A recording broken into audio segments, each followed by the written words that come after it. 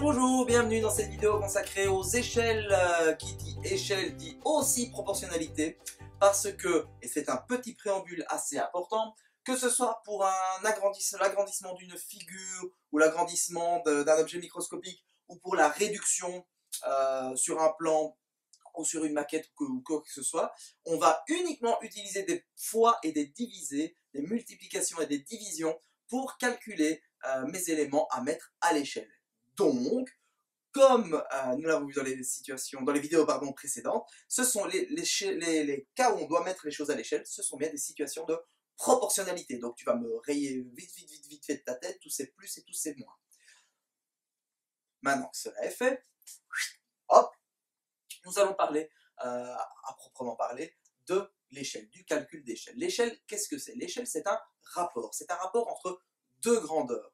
Entre une grandeur dans la réalité et la grandeur à l'échelle, que ce soit la grandeur à l'échelle sur un plan, sur un dessin, sur une maquette si c'est un objet en 3 dimensions. Donc c'est un rapport entre deux grandeurs. Une grandeur dans la réalité, une grandeur sur le plan, une grandeur dans la réalité, une grandeur en maquette.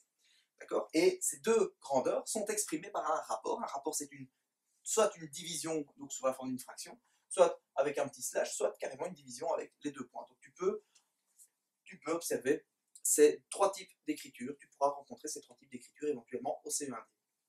Il y a deux types d'échelles, les échelles qui permettent une réduction et les échelles qui permettent un agrandissement. Tu vois tout de suite la différence. La réduction, le numérateur est 1 et le facteur de réduction est au dénominateur. Lors de l'agrandissement, le dénominateur vaut 1 et le facteur d'agrandissement est au numérateur.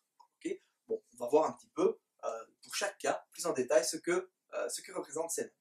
Premièrement, pour la réduction. Lorsque tu veux réduire une figure, eh bien, tu vas comparer donc les deux grandeurs à chaque fois, donc sa grandeur dans la réalité ou dans le plan, mais à chaque fois exprimée dans la même unité. Et donc, si tu décides d'être en centimètres, tu vas lire ces échelles-ci de cette manière-là. 1 centimètre dans la réalité. Oh là là, je me trompe. 1 centimètre dans le plan ou sur le dessin, 1 centimètre dans le plan, représente 3000 centimètres dans la réalité. Je ne vais pas recommencer toute la vidéo pour ce petit crapoucha là. Hein. Tu rêves. Dans la réalité. Et donc, cette échelle-ci veut dire que 1 cm dans le plan, correspond à 3000 cm dans la réalité. Parce que on a, et on le voit bien ici, on a divisé par 3000 notre dimension dans la réalité pour obtenir sa dimension dans le plan. Exemple concret, si j'ai le plan d'une ville par exemple et que j'ai comme distance, je vais prendre un truc assez facile, 600, j'ai 600 mètres, hein, voilà, entre la distance entre ma maison et celle de ma mère, parce que j'habite pas loin de chez ma mère, la distance entre ma maison et celle de ma mère est de 600 mètres sur le plan, parce que dans la réalité, pardon, eh bien si je voulais faire un plan de mon village, je devrais à l'échelle 1/3 millième, de combien seraient séparées les maisons, eh bien je vais devoir multiplier par 1/3 millième. C'est-à-dire, c'est la même chose que de faire ou diviser par 3000. Le souci, c'est qu'ici, j'ai 600 mètres à diviser. Ce sont des mètres. Et mon plan, lui, je vais l'avoir en centimètres. Bien donc, je vais devoir convertir mes 600 mètres en centimètres. Le rapport entre les mètres et les centimètres, c'est un rapport de 100, donc je rajoute 2 zéros. Donc j'ai bien 60 000 centimètres que je dois diviser en 3000. Alors 60 000 divisé en 3000, j'enlève 3 zéros, il me reste 60, puis divisé en 3, enfin. Voilà. Okay. Donc mes 600 mètres dans la réalité qui distancie, enfin, la distance entre ma maison et celle de ma mère est de 600 mètres dans la réalité. Et sur mon plan, sur ma feuille, ce sera 20 cm. Une autre manière, maintenant, si je me dis, tiens, oui, mais sur mon plan, à 10 cm, Donc là, j'ai un plan tout fait. Je vois, tiens, sur un plan, à l'échelle 1/3 millième, il y a le magasin à 10 cm de chez moi. Ça veut dire qu'il est à combien, à quelle distance dans la réalité?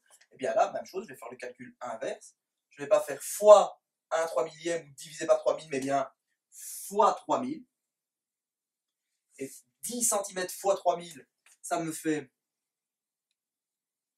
30 000 cm. Sauf que si j'explique à quelqu'un que le magasin le plus proche de chez moi se trouve à 30 000 cm, il va me prendre pour un dingue. Donc j'ai besoin de transformer cette unité-là en mètres. Donc j'enlève 2 zéros. Et je pourrais lui dire, le magasin le plus proche se trouve à 300 mètres. Ok, c'est bon pour les réductions. Concernant les agrandissements, maintenant. Eh bien, les agrandissements, c'est la même chose, sauf qu'ici, je vais avoir des échelles où le premier nombre, ou le numérateur plutôt, ça va être, on aura ici 300, par exemple 300 cm dans le plan ou dans la maquette. On va mettre dans le plan. 300 cm dans le plan représente 300 cm dans le plan représente 1 cm. 1 cm dans la réalité.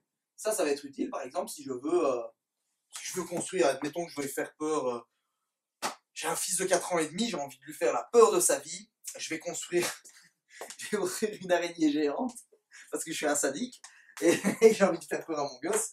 Eh bien, on va dire une petite araignée qui fait 5 cm dans la réalité. 5 cm dans la réalité. Pour avoir une maquette assez grande, et un agrandissement, eh bien, je vais devoir faire ici fois 300 unième. Tu vois, ici, je faisais fois 1/3 millième parce que c'était mon échelle. Ici, je fais fois 300 unième. Et fois 300 unième, c'est comme faire fois 300. Hein. Et donc, je vais avoir 5 cm fois 300, 1500 cm. Et donc, chaque dimension de cette araignée, je devrais la multiplier par 300, et ça fera 1500 cm. Et si je veux l'avoir en mètres, ça voudra dire que j'ai une araignée de 15 mètres. Sauf que si j'ai une araignée de 15 mètres, je ne suis pas sûr qu'il n'y ait que mon gosse qui ait peur. Je pense que je ferais peur aussi à sa mère et à moi-même. Donc j'imagine bien l'araignée plus grande que ma maison. Voilà. De la même manière, si je me retrouve avec... j'ai un agrandissement, j'ai la maquette de... l'agrandissement d'une abeille qui mesure 15 cm, je ne sais pas, je dis une abeille, bon, j'ai un petit animal, un petit insecte de 15 cm, je me dis tiens, je sais que ça a été agrandi à 300 fois, combien fait cet insecte dans la réalité? Eh bien, je vais devoir faire diviser par 300,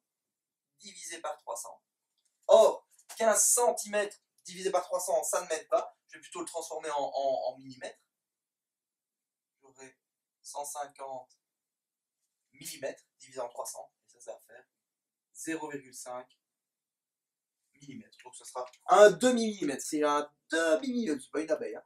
Un demi-millimètre, si un acarien, peut-être ça fait un demi-millimètre. Et bien lorsque je l'agrandis 300 fois, il va mesurer 15 cm. Voilà, c'est à peu près tout sur les échelles. Tu risques d'en rencontrer au CE1D lorsque tu devras comparer.